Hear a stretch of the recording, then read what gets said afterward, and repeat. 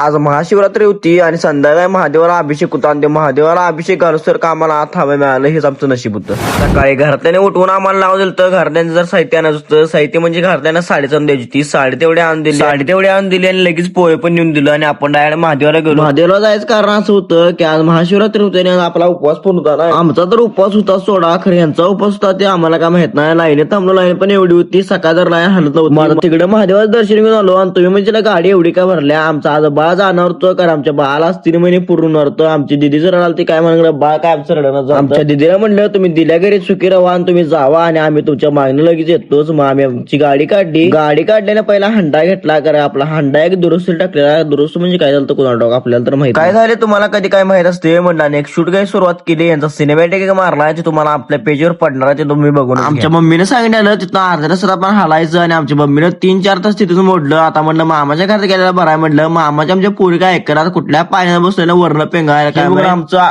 बालपण आम्हाला आठवलं.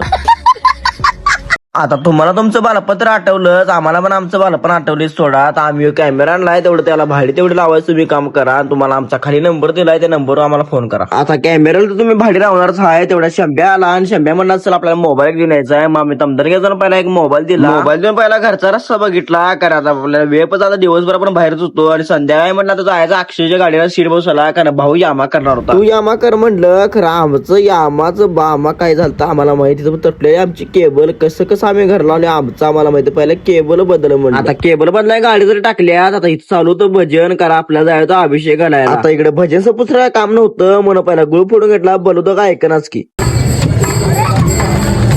आता गुळ फोडू सारखा 12 काय वाजलं कालच नाही. आता इकडे तर 12 वाजल्यात. मग इकडे अभिषेकाला पण सुरुवात झाली आणि आमचं एवढं नशीब चांगलं होतं की आम्हाला पूर्ण अभिषेक घालू सारखं आता बोल घेतलं. आमच्या मनाला असं वाटलं की आम्ही पण कुठं तर कसलं तर कर्म चांगलं केल्या की भोलेदा डायरेक्ट आम्हाला त्यांच्या सेवेसाठी आजच बोलून घेतलं आणि आरती सुद्धा झाली आणि शेवटचा लोक असा होता आणि सगळ्यांना महाशिवरात्राच्या हार्दिक शुभेच्छा.